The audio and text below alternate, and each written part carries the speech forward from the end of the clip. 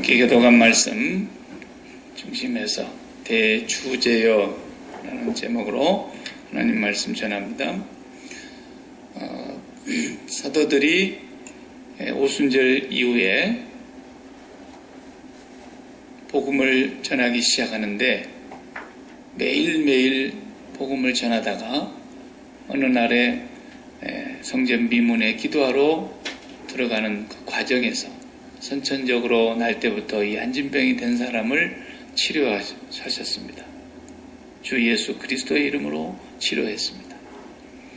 그러자 사람들이 이 일이 어떻게 됐는가 궁금해서 솔로몬 행각에 모여들기 시작했는데 그때에 듣고 예수를 믿고 구원을 얻은 사람이 남자만 5,000명이었더라. 엄청난 숫자가 모였어요. 5,000명이면 마이크를 내야 아마 소리가 저 끄트머리까지 들릴 판인데 5,000명만 모였겠습니까? 안 믿는 사람들도 있었을 테니까 많은 사람이 군중들이 집합을 한 거죠. 아직 설교가 끝나기도 전인데 대제사장들과 공의회에서 보낸 사람들이 잡으러 왔습니다. 갑자기 잡으러 왔습니다. 연결결에 붙들려 갖고 그 공회에 가서 재판을 받습니다. 신문을 받는 그 장면이 나오는데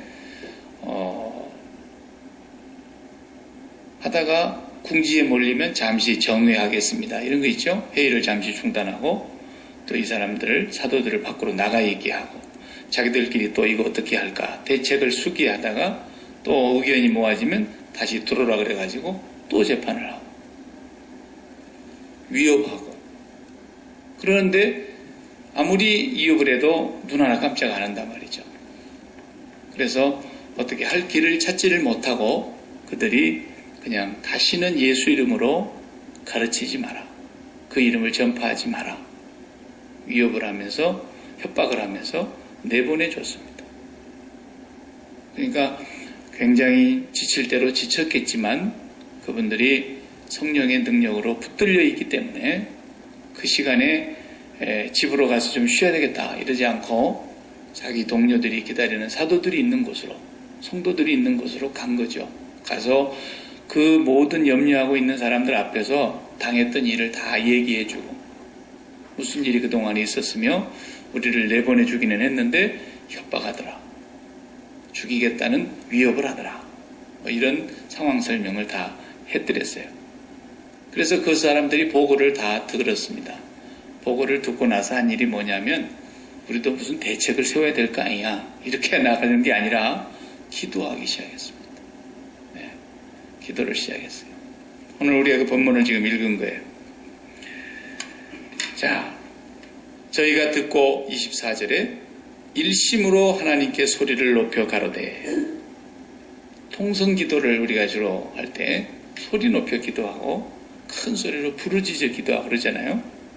보통 이제 새벽 기도 같으면은 조용히 기도하는 습관이 오히려 더 좀 자연스러울 수가 있지만 매일매일 하는 거니까. 그런데 이 사도들의 얘기를 듣고 보니까 거기 모인 제자들과 초대교회 그리스도인들이 이 상황에서 하나님 앞에 우리가 한 목소리 한 마음으로 한 뜻으로 소리를 높여 기도를 하기를 원했던 것 같아요. 그래서 부르짖어 기도를 지금 하고 있는 장면입니다. 첫 단어가 소리 높여 부르는 첫 단어가 대주제여. 대주제여. 그러니까 하나님을 부르는 우리가 말하자면 전능하신 하나님 이런다든지 또 우리 기도에 따라서 사람마다 처음 시작하는 말머리가 있죠. 그런데 이 사람들이 대주제여 이렇게 불렀어요. 그 단어가 담고 있는 의미가 중요해서 오늘 제가 제목을 잡았는데 대주제여 이 말이 무슨 말이겠는가. 그래서 쉽게 얘기하면 절대자라는 뜻입니다. 절대자. 아무도 그와 견줄 만한 자가 없고 어디 이 비교를 할 수 있는 분이 아니에요. 이 대주제라는 말의 뜻이.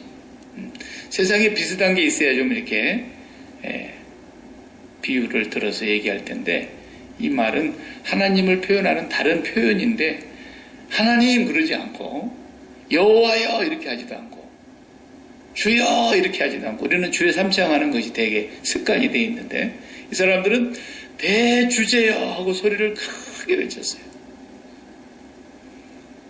네, 그 표현이 굉장히 의미심장한 단어인 것 같아요. 절대자이십니다. 그래서 그 당대로 우리가 돌아가서 보면 그 당대의 절대자는 누구냐면 시저죠. 시저. 가이사. 로마의 황제. 이는 신의 아들이기 때문에 로마의 황제는 신적 존재로 추앙을 받고 그 당시에는 우상으로 황제를 섬기는 황제 우상 숭배하는 것이 있었어요. 지금도 이제 많은 세월이 지나서 사람들이 하나의 상징으로만 그냥 보려고 하지만은 일본 같은 나라는 아직도 천왕이 있고 대영 제국 같은 데는 아직도 그런 왕이 있단 말이죠. 정치에 깊이 관여하지만 않을 뿐이지. 그러나 옛날에 그런 절대 군주 국가의 시대에는 황제가 신의 영역에 있는 사람이라고 보았으니까. 그런데 그 시대에 황제에게는 쓸 수 있는 말이었어요. 그런데 예수님의 제자들은 그 사람에게다가 그런 말을 쓰지는 않았죠. 지금 공회에 잡혀갔다가 왔지만 공회도 어떤 면에서 보면요. 그 당대 절대 권력이에요. 절대 권력. 그렇게 능력이 많으신 분이었고 기적을 일으켰던 분이었고 사람으로서는 할 수 없는 표적과 이사를 많이 행하셨던 예수님이 얼마나 군중들 속에 인기가 높았는데도 불구하고 한때는 왕으로 삼으려고 할 정도로 사람이 몰려다녔는데도 그 예수님 재판정에 세워놓고 사형언도를 내리도록 만드는 거 보십시오. 이게 세상 권력을 진 사람들이 칼자루를 쥐고 마구 휘두르면 그리 되는 거거든요. 아무런 죄 없는 사람도 그만큼 절대 권력처럼 휘두르는 당대의 사내들인 공의회는 그만큼 막강한 권세자들이었어요. 그 앞에서도 누구나 깜짝 안 해요. 우리가 하나님 앞에서 당신들 말 듣는 것이 옳은지 하나님의 말씀 들은 것이 옳은지 판단해 보시오. 우리는 보고 들은 것을 말하지 않을 수가 없습니다 하고 너무나도 기세가 더 당당하고 조금도 굴하지 않고 그렇게 얘기하고 그 사람들도 어떻게 해보질 못하고 풀어줄 수밖에 없었단 말이죠. 이제 와서 대주제여라고 말하는 그 내용이 그 욥기서를 보면은 욥이 너무 극심한 고난을 알 수 없는 고난을 왜 이런 일을 당해야 되는지 모르고 당하고 있는 거예요. 천상에서는 지금 다 알죠. 그런데 욥은 몰라. 정작 당하는 사람. 그래서 욥이 나중에 그 찾아온 친구들 세 사람하고 계속 주거니 받거니 그 찾아온 사람들도 나름 하나님을 믿는 사람들이라고 생각하고 그분들이 네가 한번 깊이 생각해봐라. 하나님이 공의로우시고 의로우신 분인데 네가 하루아침에 이런 일을 당하는 것은 공의로우신 하나님께서 괜히 그러셨겠냐. 죄를 지은 것이 없고야 어떻게 사람이 이렇게 하루아침에 망할 수가 있겠냐. 이런 아주 전통적인 이론을 펴는 거예요. 논리를 펴는 거예요.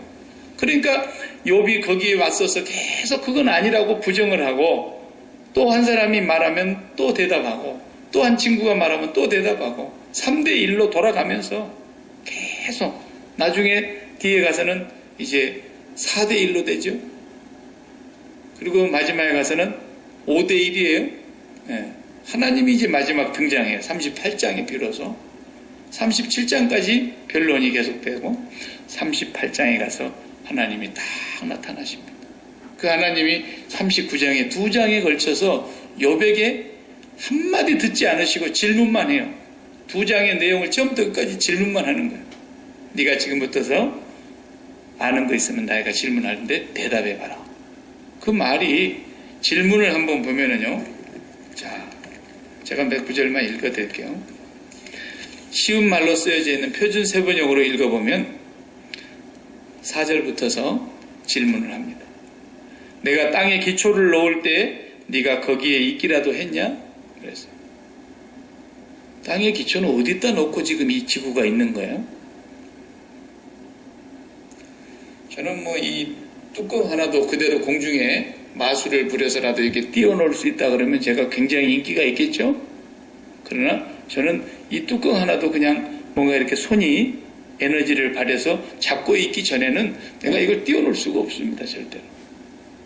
그러면 내가 지구를 공중에 매달아 놓을 때 너는 그 기초를 어디에다 놓는지 아냐? 대답해 보라는 거예요. 어떻게 이 무거운 땅덩어리가 공중에 떠 있냐고. 풍선도 아닌데. 그러면 내가 땅에 기초를 놓고 있을 때 어디 써 있었느냐? 네가 그처럼 많이 알면 내 물음에 대답해 봐라. 그랬어요. 5절에는 누가 이 땅을 설계했는지 너 아냐? 누가 이 땅을 설계할 때 그 위에다 측량줄을 재었는지 너는 아냐? 그랬어요. 욥이 지금 뭐 할 말이 없는 거예요. 무엇이 땅을 버티고 있는 기둥인 줄 아냐? 계속 물으시는 거예요. 누가 땅에 주춧돌을 놨는지 아느냐? 바닷물이 땅속에서 모태에서 터져 나올 때 누가 문을 닫아 바다를 가두었느냐? 바다가 넘지 못하게 금을 그어놓고 바다를 가두어 문빗장을 지른 것은 바로 나다. 여기까지 와도 된다. 그러나 더 넘어서지는 말아라. 물결을 향하여 멈추어라. 바다에게 명한 것이 바로 나다. 그래서 참 신기하지 않습니까? 물결이 그렇게 파도치고 난리쳐도 하나님이 금 그어놓은 데까지는 넘어오지 않는단 말이죠. 하나님이 심판할 때만 넘어오십니다. 쓰나미가 돼가지고 확 덮죠. 하나님 명령하시지 않고서 그런 일이 없다라는 거예요. 세상의 사람들은 안 믿을지 모르나 우리는 분명히 믿습니다. 이 세상에 쓰나미가 왜 옵니까? 지구과학을 연구하는 사람들은 과학적으로 분석해 보려고 지진을 얘기하고 지각변동을 얘기하고 별소리 다 하겠지만 우리는 간단해요. 하나님이 그렇게 하신 거예요. 이유는 몰라요. 하나님이 그렇게 하신 거라고. 하나님이 보여주고 계시는 거예요. 지금. 내가 지금까지 살아오면서 내가 아침에게 명령하여 동이 트게 해본 일이 하루라도 있냐? 그랬어요. 욥에게. 새벽에게 명령하여 새벽이 제자리를 지키게 한 일이 있냐? 계속 질문이 그렇습니다. 빛의 근원이 어디서 나오는지 아느냐? 어둠의 근원이 어디 있는지 아느냐? 눈을 쌓아둔 창고에 네가 들어가 본 적이 있냐? 우박을 만들어서 쌓아놓은 창고에 너가 들여다본 적이 있냐? 별걸 다 물어보셔요. 욥은 한마디 대답을 못했어요. 그리고 마지막 하나님 죄송합니다. 아무것도 모르는 것이 입을 나불거린 걸 회개합니다. 티끌과 재 가운데서 회개합니다. 그러고 말았습니다. 절대자하고 우리와의 차이가 너무 커서 말로 표현할 때는 하늘과 땅 차이다 그랬죠. 하나님의 생각은 너희 생각과 다르다. 하나님의 길은 너희 길과 다르다. 얼만큼 다르냐? 하늘이 땅보다 높음처럼 하나님의 생각은 너희 생각보다 높고 하나님의 길은 너희 길보다 높으니라. 이게 우리 표현할 수 있는 최고예요. 어떻게 비교가 안 돼요? 그분이 누구냐? 대주제어라는 뜻이에요. 우리는 그분이 만든 피조물이고 그분은 창조주고 그분은 이 창조했을 뿐만 아니라 운전하고 계시고 운전하고 계시는 분이 아무 생각 없이 그냥 계획도 없이 운전해 가는 것이 아니라 이미 만세 전부터 그 계획과 그 길을 다 정해 놓으셨고 그 뜻대로만 가게 하시고 만약에 인간이 개입해가지고 하나님의 뜻을 회방 넣는 사람이 있다거나 하나님의 뜻을 가로막아서는 자가 있다거나 하나님께서 그냥 밀어버리는 거예요. 어떻게 보면 하나님이 그 악한 사람의 꾀가 그대로 성공한 것처럼 보이지만 하나님은 그 악을 변하여 당신의 뜻을 이루는 데 써버리시는 거예요. 누가 감히 하나님의 그 지혜를 넘어설 수 있겠어요? 누가 하나님을 속일 수가 있겠어요? 누가 하나님의 목전에서 피할 자가 있겠어요? 그래서 기도를 하는데 기도 내용이 너무너무 재밌어요. 우리가 이 기도를 배워야 돼요. 대주제여라는 이 신앙을 갖고 있는 사람들은 기도를 어떻게 하는가를 보셔야 됩니다. 사도들이 기도하는 내용과 보통 일반적인 기도 내용이 너무나 많이 다른 부분이 있어요. 25절에 대주제여, 24절에 대주제여 천지와 바다 가운데 바다와 그 가운데 만유를 지으신 이시여, 창조주를 지금 그렇게 표현했단 말이에요. 그리고 우리 조상 다윗의 입을 의탁하사 성령으로 말씀하시기를 어찌하여 열방이 분노하며 족속들이 허사를 경영하였는고 세상의 군왕들이 나서며 관원들이 함께 모여 주님 주와 그리스도를 대적하도다 하신 이로소이다. 그러니까 인용한 말이죠. 시편 2편 1절과 2절을 그대로 인용한 거예요. 다윗이 3000년 전에 예수님 오시기 전에 2000년 전에 예수님 오시기 전에 1000년 전에 벌써 다윗은 이것을 성령으로 말씀을 하신 거예요. 시편 2편의 내용이 무슨 내용이냐면 예수 그리스도가 세상에 오실 텐데 그 예수 그리스도를 누가 잡아 죽이냐라는 것을 벌써 시편 2편에다 기록해 놨다니까요. 다윗의 입을 통해서. 우연히 된 일이 아니에요. 하나님의 말씀은 정확무오하고 1.1핵도 땅에 떨어지지 아니하는 분명한 말씀이에요. 그만큼 성경이 정확해요. 예수님이 오시면 세상의 군왕들이 나설 것이다. 세상의 군왕들이라는 것이 로마의 황제도 포함될 수 있고 빌라도도 포함될 수 있고 헤롯 왕도 포함될 수 있고 그 다음에 거기 관원들이라 그랬는데 관원들은 누구예요? 유대인들 가운데 백성의 지도자인 그 공직자라고 하는 사내들인 공예의 사람들 말이에요. 그 사람들이 막 나서가지고 주님을 그 그리스도를 대적할 것을 이미 시편에 말씀하고 있는데 그 말씀 그대로 이루어졌다 이거예요. 그러면서 27절 한번 다시 읽어보겠어요. 27절과 28절 시작. 헤롯과 본디오 빌라도는 이방인과 이스라엘 백성과 합동하여 하나님의 기름 부으신 거룩한 종 예수를 거스려 하나님의 권능과 뜻대로 이루려고 예정하신 그것을 행하려고 이성에 모였나이다. 28절 말씀이 놀랍지 않습니까? 하나님의 권능과 뜻대로 이루려고 예정하신 것이 뭐예요? 예수 그리스도를 통하여 만민을 구속하시려고 하시는 하나님의 뜻과 예정이 있었어요. 그리고 그를 믿는 자들을 구원하시려고 그리스도 예수 안에서 하나님이 택하신 일이 있었어요. 그 모든 일들을 하나님이 이루어 가시는 과정 속에서 그 일을 악한 사람들의 깨와 열방의 세상의 왕들과 백성의 관원들이 하는 일이 자기들의 이해 타산에 의해서 자기들의 유익을 위해서 어쨌든 예수를 잡아 죽여야 되겠다고 생각하고 법정에서 사형언도를 내리고 십자가에 못을 박아 죽이는 당대의 최고형으로 죽였지만 하나님은 이미 만대로부터 정해놓으신 그 뜻을 이루시고 만 거예요. 그래서 우리가 볼 때요, 세상이 불합리하게 돌아가는 게 얼마나 많습니까? 우리 주변에 그런 일들을 우리가 겪기도 하고 억울한 일을 당해보기도 할 뿐만 아니라 우리 주변의 사람들이 무기력하게 힘 있는 사람들이나 조금 더 교활한 사람들에게 뜯기고 물리고 빼앗기고 억울하게 당하고 소리도 못하고 죽어가는 그런 일들이 이 지구상에 얼마나 많습니까? 그런데 우리가 볼 때 불합리하게 보이는 것 같아도요, 하나님의 뜻은 절대로 비껴가지도 않고요, 하나님의 뜻은 그들에 의해서 막히지도 않고, 하나님은 그들의 악을 오히려 뒤로 역으로 쳐서라도 하나님의 뜻을 이루시는 분이세요. 그분이 누구냐? 대주제여라고 부르는 그분이에요. 이 단어가 그런 뜻이에요. 그 속에 그런 의미가 다 포함되어 있어서 이들이 지금 부르고 있는 거예요. 대주제란 살아계신 하나님 한 분뿐이라는 걸 제자들이 분명하게 고백하고 있는 그런 내용입니다.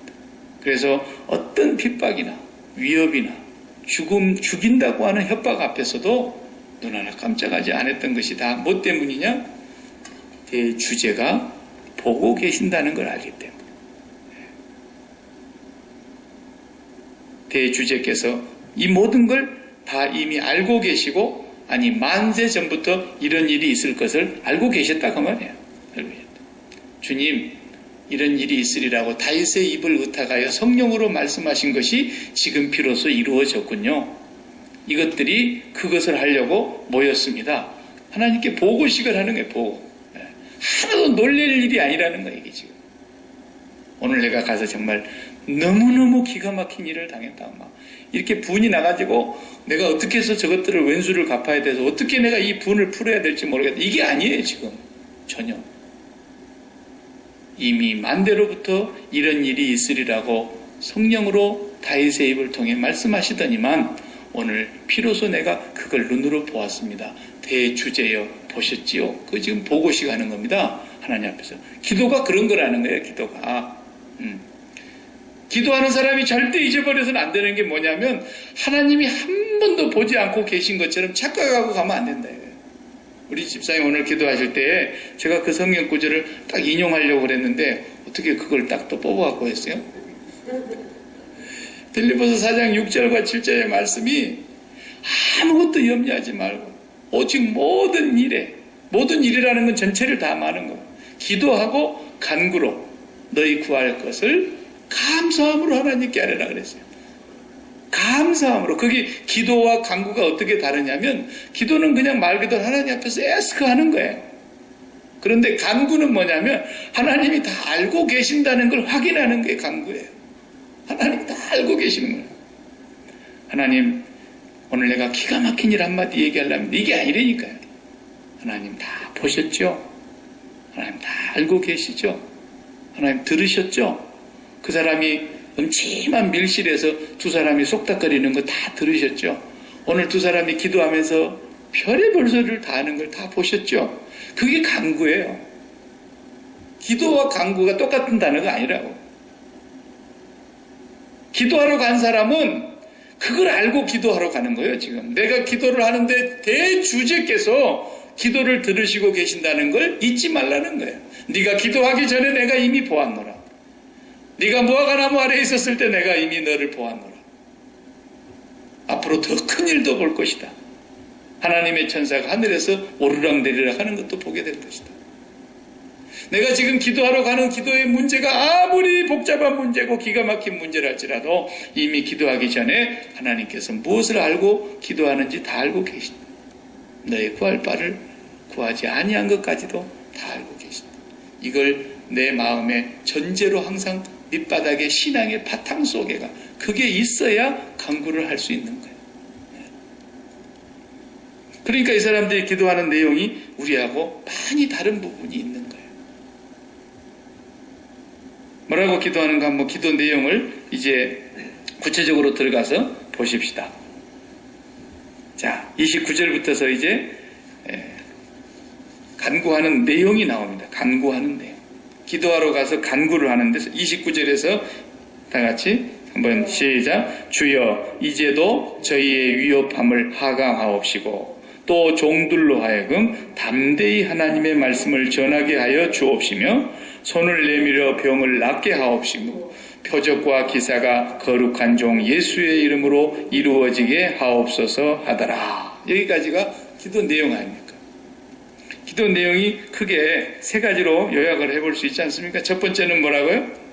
주여 이제도 저희의 위협함을 하감하옵시고, 저희는 여기서 분명히 예루살렘 공의회, 사내들인 공의회에서 지금까지 위협을 당하고 협박받고 왔지 않습니까?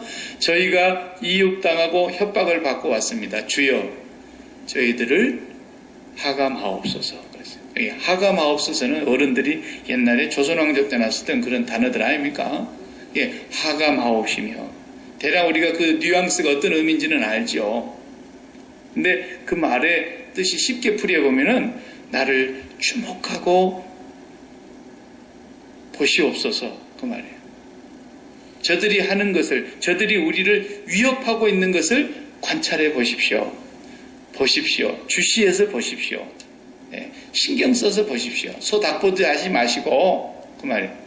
그냥 시큐리티들이 몰에 가보면은 특별한 이 시큐리티 옷을 입고 슬슬 다니면서 실실 웃고 다니는 것 같아도 아주 봅니다. 자기들의 임무가 혹시 물건 하나도 몸속에 어디 감춰가는가 도와주려고도 있지만, 안전을 위해서도 있지만 쫙 보고 있잖아요.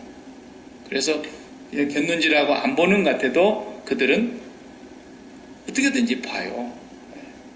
주인이 손님 하나가 들어오면 항상 그 수상한 녀석이 들어오면 안 보는 것 같아도 주시해서 보면서 눈을 한 번씩 탁탁 마주치잖아요. 내가 너 보고 있어 라는 사인을 보내지 않습니까? 근데 하나님께서도 대주제께서 그분에게는 밤과 낮이 똑같다 그랬는데 그분이 어떻게 어두워서 못 보는 부분이 있겠냐 말이에요. 내가 어둠도 창조했다 그랬는데 이사야서에 보면 내가 빛도 창조했고 어둠도 내가 창조했다. 빛과 어둠을 내가 나누었다. 그분 앞에서 어디 숨을 데가 있겠냐.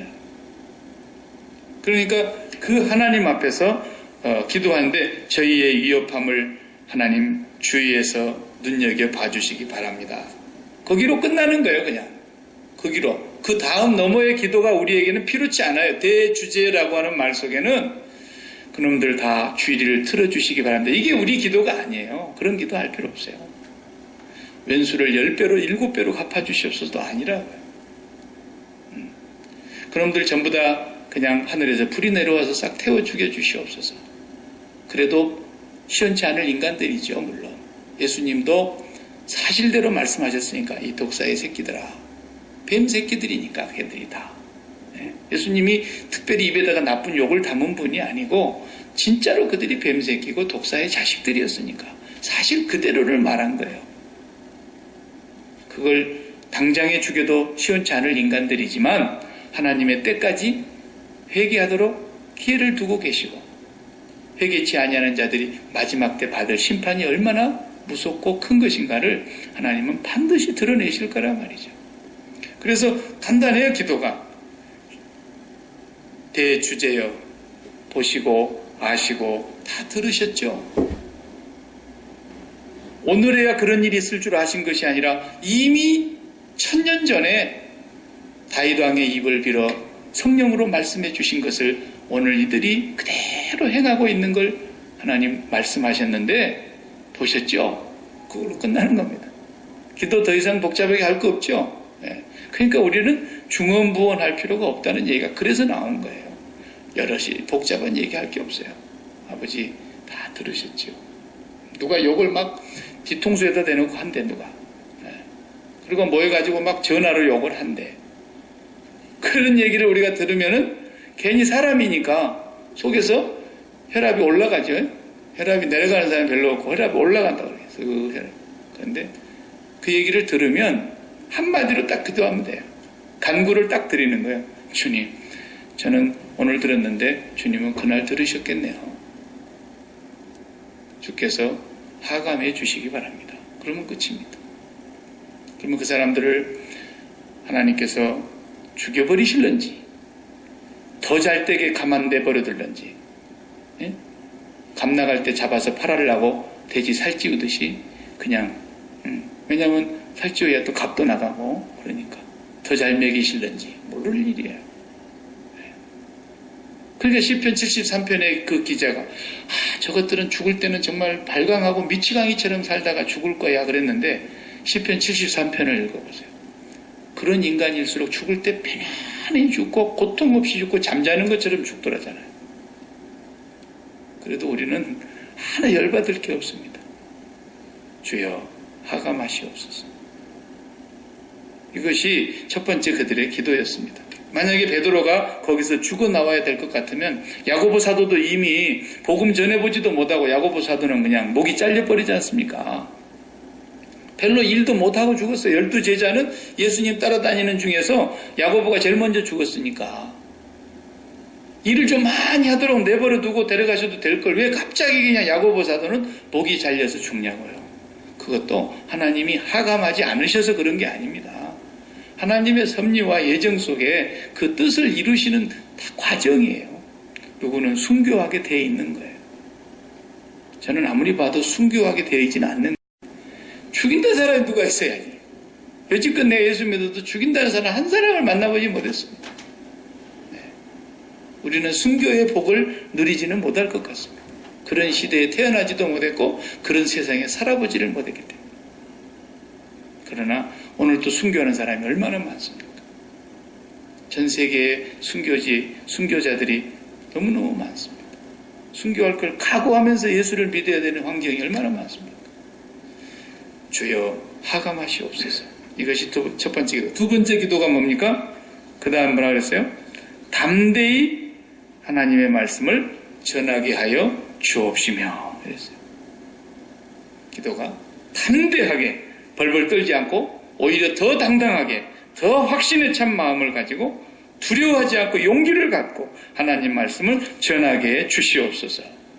우리는 자칫 잘못하면 하나님 위험에서 지켜주시고 환난을 면하게 해주시고 핍박을 떠나게 해주시고 어떻게 좀 잘되게 해주시고 그래요. 우리 선교사님들을 위해서 가급적이면 또 그렇게 됐으면 좋겠죠. 좋겠죠. 그러나 대주제이신 하나님께서 선교사님들을 어떤 사람은 이번에 당신이 여기서 이제 피 흘려 순교함으로 순교의 씨앗이 떨어져서 이 나라에 수많은 하나의 미랄로 말미암아 열매가 맺게 될 수도 있고 그래서 그 아틀레이 선교사는 중앙아프리카로 선교를 하러 갔는데 조지 아틀레이가 선교하러 간 그곳은 어느도 잘 통하지 않는 그런 원주민 부족들이 있는 곳이었던 거죠. 그러니까 식인종들이었어요. 식인종. 그 사람이 그냥 하얗고 깨끗한 사람이 오니까 맛있게 생겼잖아요. 그래서 그냥 먹어버렸어요. 기가 막힌 일이죠. 미국 선교부에서 보내놨더니 식사하라 식사. 근데 누가 갔는지 아세요? 나중에 그 부인이 또 갔어요. 거기를. 그 부인이 가서 열매를 거뒀어요.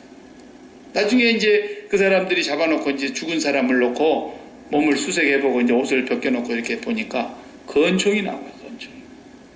방아쇠를 빵 하나 당기니까 그냥 고막이 찢어지는 소리가 천둥을 치는 소리가 날 거 아닙니까?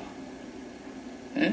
자기들 앞에서 그냥 호랑이도 그걸로 쏘면은 그냥 호랑이도 쓰러지는 그 총이 있었단 말이에요. 몸 안에 총도 있었고 다연발 권총이 있었단 말이에요.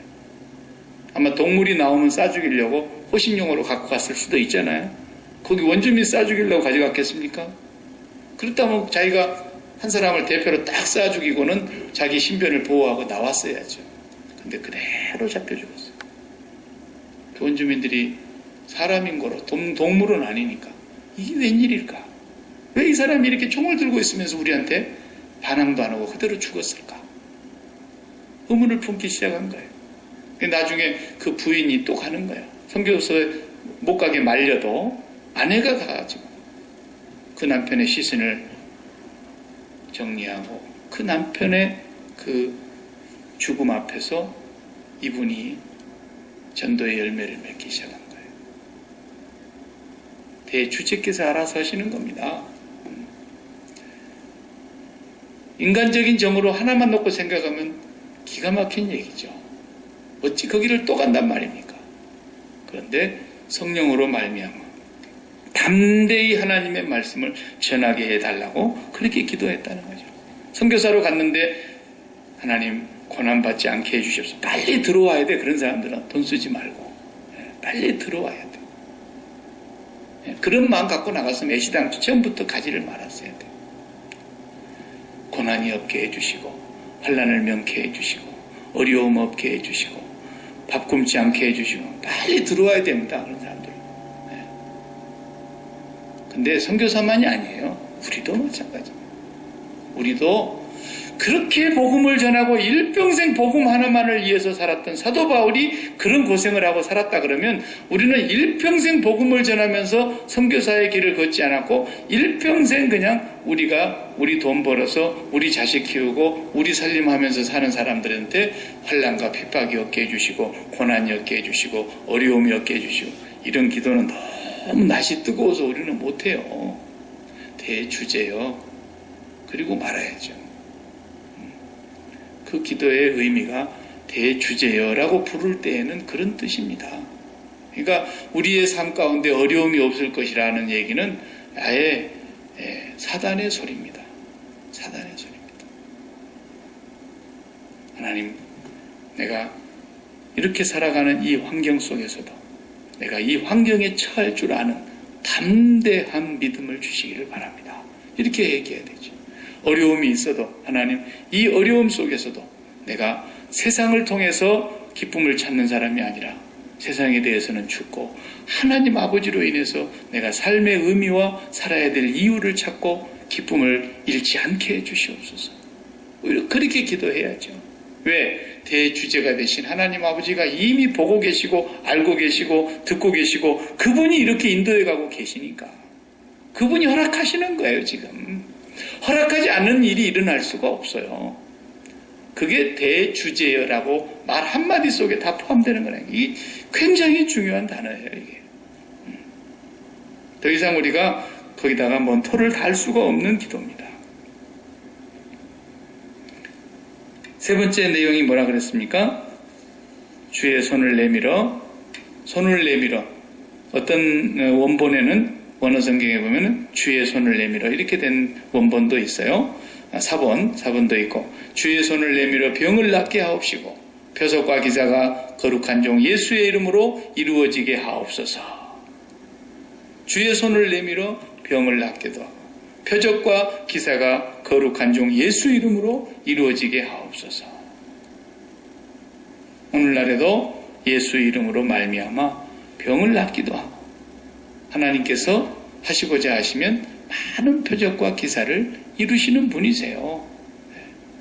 언제나 어디에서나 누구에게나 동일하게 역사하지는 않지만 살아계신 하나님의 능력이 하시고자 하실진데 뭘 못하겠습니까? 특별히 의료시설이 없는 선교지역이나 문명이 발달을 전혀 없어서 문명의 혜택을 전혀 누리지를 못하고 있는 곳에는요, 그냥 너무나 많은 치유의 역사들이나 불가능한 일들을 가능케 하는 역사들은 선교사님들이 삶의 현장에서 많은 경험하고 보고하고 병원이 없는데 어떡합니까? 약이 없는데 어떡하냐? 그런 곳에서는 기도 하나만 가지고 하나님께서 많은 사람의 병을 고치기도 하고 물론 100명 다 고쳤다는 얘기가 아니지만 하나님은 거기서 그렇게 표적을 나타내셔서도 그리스도 예수 앞으로 돌아오게도 하시고 거룩한 종 예수의 이름으로 표적과 기사를 행하심으로 하나님의 나라를 확장해 가시더라는 거죠. 그런 일들은 대개 보면은 이렇게 문명이 발달해서 우리가 이미 이런 혜택을 많이 누리고 사는 곳에서는 사람들의 믿음도 이제는 좀 바뀌어지는 것 같아요. 우리가 경험적으로 그걸 알 수가 있어요. 왜냐? 병원을 하나님이 지으신 거죠. 병원은 마귀가 다 지었나요?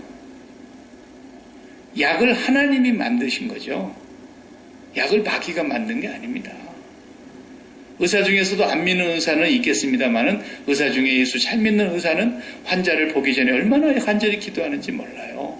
오늘 또 내가 수술을 3사람을 맡았으면 3사람 수술하는데 하나님 나는 아무것도 할 수가 없습니다. 이 종은 아무것도 못하지만 하나님의 손에 붙들려 하나님의 도구가 되어서 이 생명이 살아야 할 것 같으면 하나님 종의 손을 빌어 이 생명을 연장시켜 주시고 죽으면 또 어떡합니까? 자기가 잘못해서 죽은 게 아니죠. 사실은 하나님이 불러가시면 불러가는 거죠.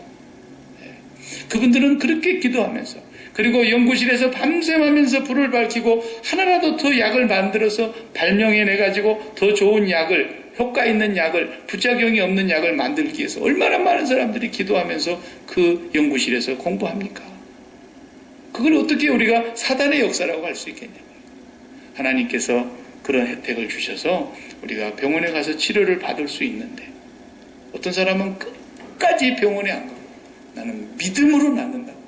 이런 흑백 논리의 신앙은 안 되는 거예요. 이런 이원론은 안 되는 거예요. 하나님께서 반드시 살릴 사람은 의사의 손을 통해서도 살리시고 하나님이 죽일 사람은 미국에서 가장 치료를 잘하고 거기에 최고의 권위 있는 의사가 와서 집도를 해도 하나님이 데려가실 사람 데려갑니다. 그게 대주제께서 알아서 하시는 거예요. 그렇기 때문에 생사화복이 당신께 있습니다. 흥망성쇠가 당신께 있습니다. 높아지고 낮아짐이 당신께 있고, 가난하고 부하게 됨이 주님께 있고, 건강하고 질병 속에서 살아가는 모든 삶이 다 그분께 있어요.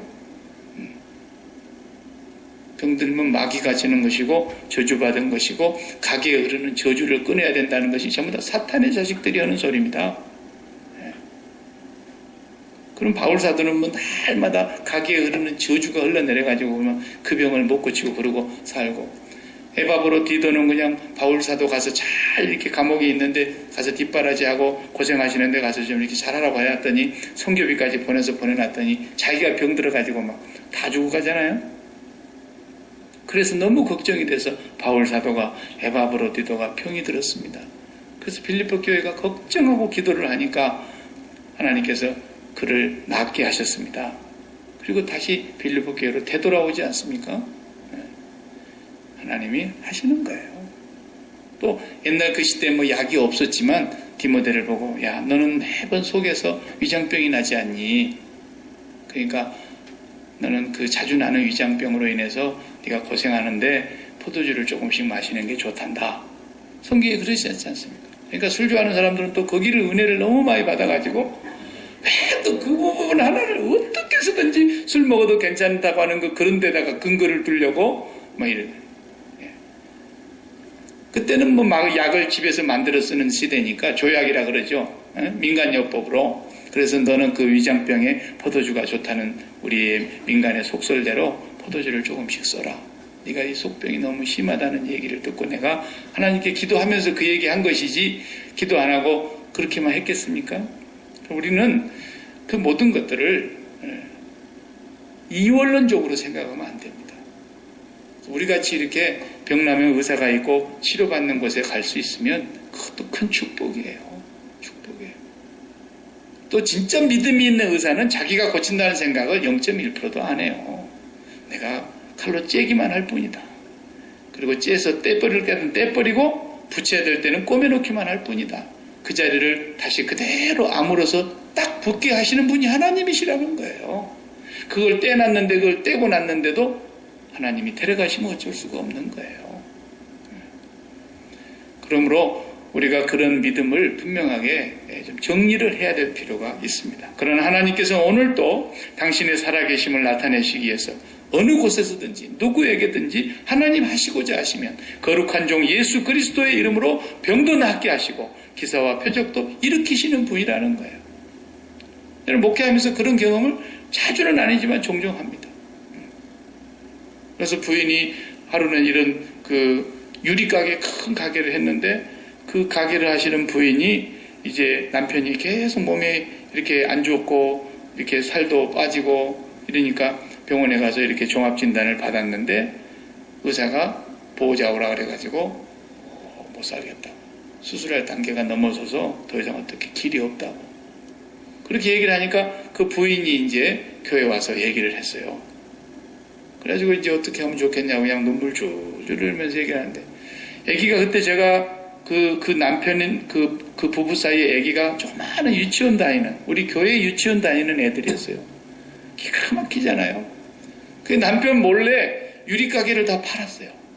남편 몰래. 병원에 누워있는 사이에 그냥 다 팔고, 다 정리하고, 사업 정리하고.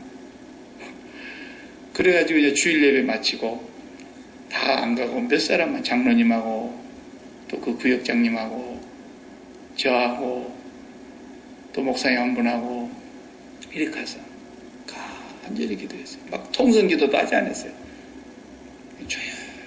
조용히 기도했어요. 하나님, 이런 식으로 기도했어요. 그리고 그냥 본인이 아직 모른다 그러니까 본인한테는 뭐 그냥 간단히, 집사님 요즘 너무 과로하시고 그래서 그러니까 조금 쉬시면 좋아질 겁니다. 이러고 나왔다니까요. 그런데 한 일주일 지났는데 의사가 아무렇지도 않다고, 소개가 내가 진료했을 때는 수술을 할 수 없을 만큼 이미 끝났는데 멀쩡해졌다는 거예요. 멀쩡해졌다. 그리고 나중에 부인이 이제 남편에게 사실 짓고 다 한 거예요. 당신이 장례해야 된다 그래서 내 가게 팔아버렸다고. 가게까지 다 팔아버렸다니까요. 죽을 줄 알고. 근데 하나님이 살리시더라고. 지금도 얼마나 신앙생활을 열심히 잘하는지 몰라요. 지금도. 하나님은 의학이 발달된 곳이라고 해서 역사 안 하시는 건 아니죠. 하나님이 역사하시려면 어디서든지 역사하시고. 그 집안이 다 예수를 안 믿었어요. 남자 쪽 집안이. 그런데 예수를 믿게 되고요. 하나님이 하시니까 놀랍더라고요. 우리는 하여튼 대주제라고 하는 이 단어 하나 속에 얼마나 위대한 힘을 우리가 가질 수 있는지 몰라요. 그분 앞에 우리는 날마다 기도와 간구를 드리면서 사는 거예요. 얼마나 담대합니까? 다 보고 계시는데, 다 알고 계시는데, 일이 일어나서야 우리는 알지만은 그분은 일어나기도 전에 천년 전에 만세 전에 이미 그럴 것이라고 정해 놓으시고 그의 종들의 입을 의탁해서 성령으로 말씀하시고 성경에 기록해 놓으시고 그대로 하시면서도 악한 사람들의 그 모략과 악한 사람들의 그 악행까지도 하나님은 역으로 이용해서 당신의 선한 뜻을 다 이루시는 데 쓰시고 하나님은 절대로 실패하지 않으십니다.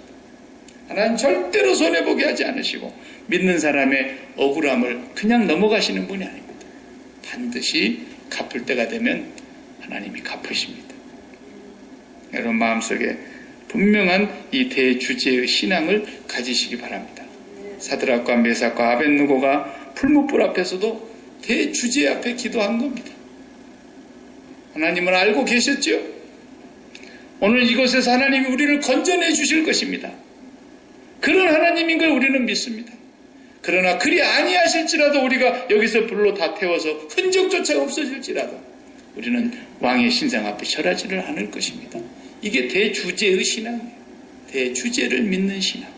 이것이 저와 여러분이 분명해야만 이 세상을 우리가 넉넉히 감당할 수 있고요.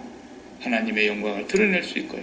복음을 위해서 일할 수 있고 하나님의 나라의 귀한 일꾼 될 줄 믿습니다.